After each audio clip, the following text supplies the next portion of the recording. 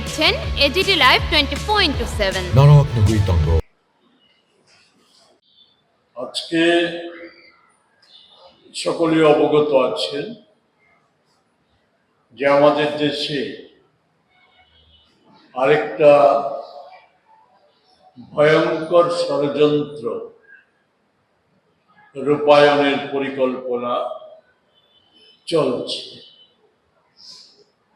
সামনে রাখা হয়েছে মহিলাদের আসন সংরক্ষণ লোকসভা, রাজ্যসভা এবং বিধানসভাগুলিতে। রাখা হয়েছে আমাদের সংসদের লোকসভার আসন সংখ্যা বৃদ্ধির বিষয়টি। আমরা প্রদেশ কংগ্রেসের পক্ষ থেকে আমরা একটা প্রেস নোট আপনাদের বোঝার জন্য আমরা তৈরি করেছি, আমরা দিয়ে দেব। মূল যে বিষয়টা যেটা আমরা বলতে চাই, 2023 সালে সংসদে নারী বন্ধন অধিনিয়ম নামক বিলটি, যেটা প্রদেশ কংগ্রেসের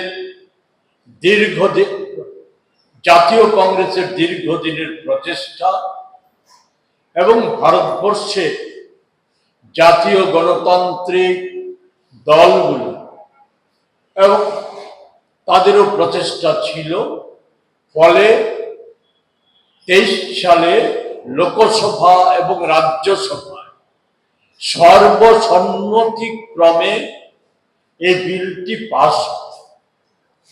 এবং সেই সময় এই বিল যখন পাস হয়, সে সময় তাকে পরিষ্কারভাবে উল্লেখ করা ছিল যে সংরক্ষণ কার্যকরী করার প্রশ্নে আমাদের দেশের জনগণনা, জাত গণনা সম্পন্ন করে বাস্তবসম্মত পরিকল্পনা নিয়ে আসন ডিলিমিটেশন, লোকসভা এবং বিধানসভার আসন ডিলিমিটেশন এবং সঙ্গতিপূর্ণভাবে যে আসন সংখ্যা বৃদ্ধি, এটার সাথে সাথে মহিলা সংরক্ষণ বিল কার্যকরী করার প্রয়াস গ্রহণ করা হবে। সকলে সম্মত হয়েছে। আমরা জাতীয় কংগ্রেস আমরা আমাদের সম্মতির কথা জানিয়েছিলাম এবং আমরা বারংবার বলেছিলাম যে জাত গণনাকে প্রাধান্য দিয়ে সম্পন্ন করার জন্য। এখন পর্যন্ত আমাদের কাছে যতটা খবর, জনগণনা শুরু হবে, তার পরিকল্পনা চূড়ান্ত, রূপরেখা চূড়ান্ত, কার্যকরী পদক্ষেপ কিছু কিছু গ্রহণ করা হচ্ছে, কিন্তু জাত গণনা কাঠামো তৈরি করা বা পরিকল্পনা রূপায়ণের প্রশ্নে যে ধরনের প্রস্তুতি, সেই প্রস্তুতি লক্ষ্য করা যাচ্ছে না। দেশে একেবারে জ্বলন্ত সমস্যায় জর্জরিত 140 কোটি মানুষ এর সাথে যুক্ত হয়েছে। আমি বেশি বড় করবো না বলে বিশদে বিগুলি বলতে চাচ্ছি না কি ধরনের যন্ত্রণা, কিন্তু সবচাইতে বড় যে বিষয়টা, যে পশ্চিম এশিয়ার যুদ্ধজনিত পরিস্থিতিতে দেশের আর্থিক অবস্থা একেবারে ভঙ্গুর, বিপদাপন্ন আমাদের দেশের আর্থিক অবস্থা। এবং সেখানে জানেন আপনারা যে ডলারের তুলনায় টাকার মূল্য কমতে কমতে প্রায় 100 ছুঁই।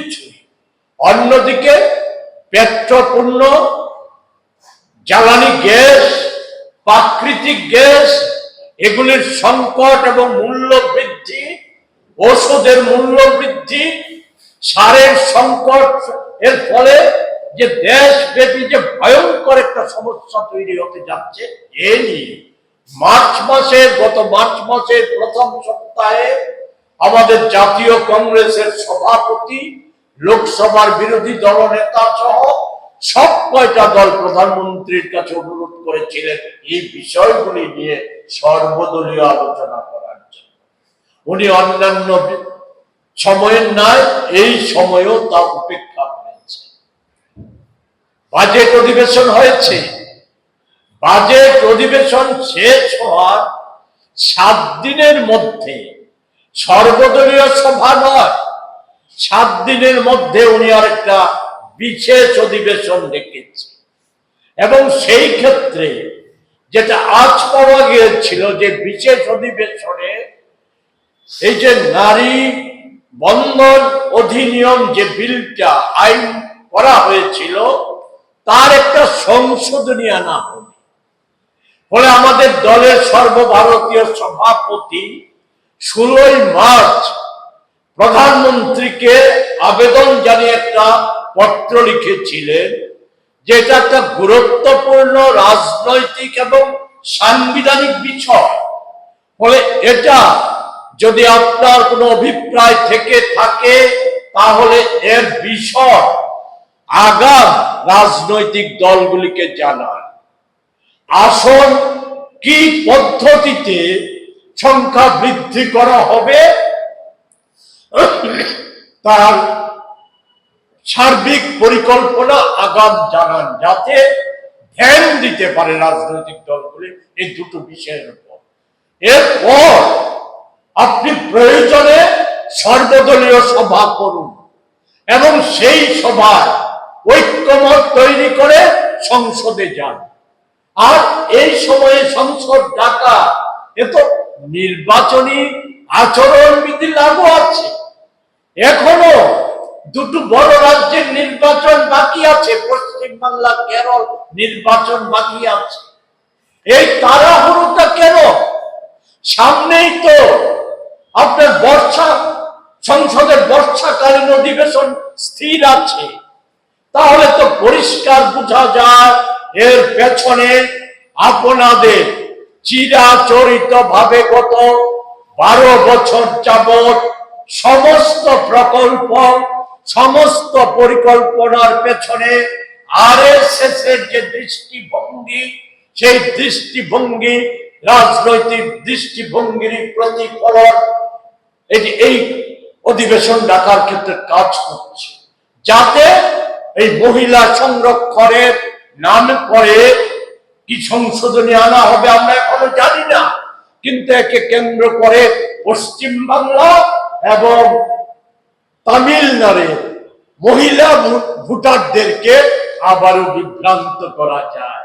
সকলেই জানেন আমাদের দেশের অর্ধেক হচ্ছে মহিলা এবং এটা হচ্ছে সমাজের সবচাইতে দুর্বলতম অংশ। ওনাদেরকে প্রভাবিত করাটা সহজ, সেই কৌশলটাকেই নিচ্ছেন সেখানে। এই করার জন্যই আমরা আজকে আপনাদের মাধ্যমে এই বিষয়টাকে অবগত করলাম। নিশ্চয়ই আমরা এই নির্বাচনী প্রক্রিয়া শেষ হলে পরে আমরা তো আন্দোলনের ময়দানে আছি। এটা একটা গুরুত্বপূর্ণ বিষয়।